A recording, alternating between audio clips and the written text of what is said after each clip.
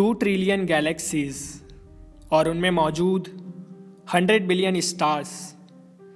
आखिर ये सब कहाँ से आया?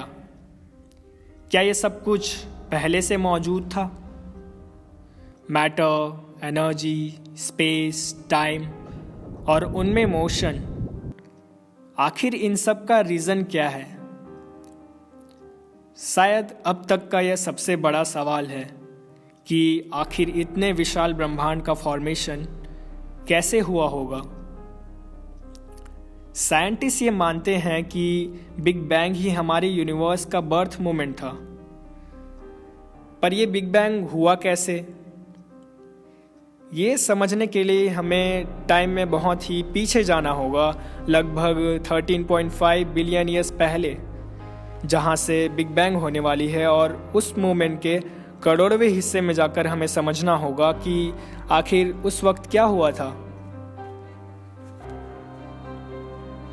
जब से हमारा यूनिवर्स बना है, तब से हमारा यूनिवर्स अब तक फैलते ही जा रहा है, जिसकी वजह से लाइट की वेवलेंथ में चेंजेस ही हो रहा है। साइंटिस्ट ने इसे समझने के लिए एक टेलीस्कोप बनाया जो लाइट में होने वाली चेंजेस को देख पाए, और उसकी मदद से हम 13.5 बिलियन ईयर्स पहले जाकर उस मूवमेंट को समझ पाएं।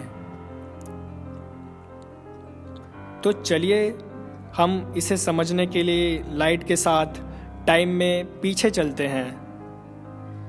बिलियन ईयर्स पहले हमें दिखेगा कि यूनिवर्स की सारी एनर्जी, स्पेस, गैलेक्सीज, स्टार्स और प्लैनेट सब एक जगह पर इकट्ठी होती जा रही है, एक छोटे से एटम में। और फिर वहाँ से 1 सेकंड के करोड़वें हिस्से में एक भयानक विस्फोट होता है, और इससे पूरे यूनिवर्स का फॉर्मेशन होता है, और इसे ही बिग बैंग कहा गया। जिस समय बिग बैंग हुआ तो उसमें भारी मात्रा में एनर्जी बना, और ये पूरे यूनिवर्स में डिस्ट्रीब्यूट होते गया। ये एनर्जी हमेशा फैलती ही रही, और फिर जन्म होता है मैटर का, जो इस एनर्जी से ही फॉर्म हुआ था, बिलियंस सब पार्टिकल्स के फॉर्म में, जैसे इलेक्ट्रॉन, प्रोटॉन, न्यूट्रॉन।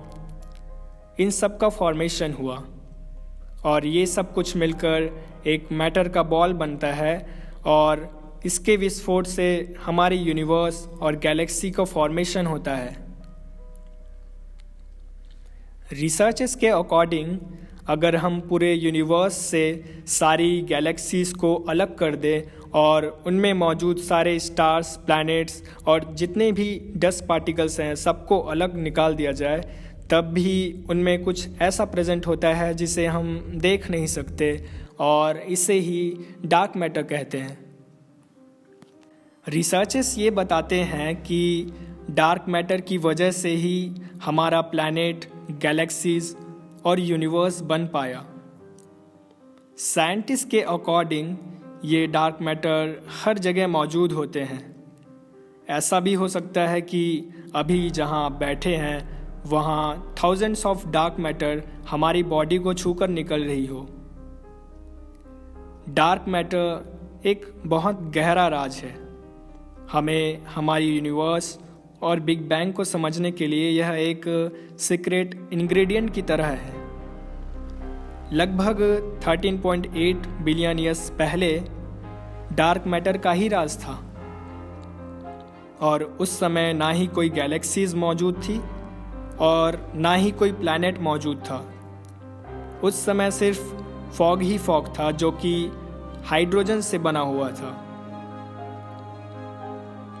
और ये सारे हाइड्रोजन एटम्स ग्रेविटी की वजह से आपस में जुड़ने लगे।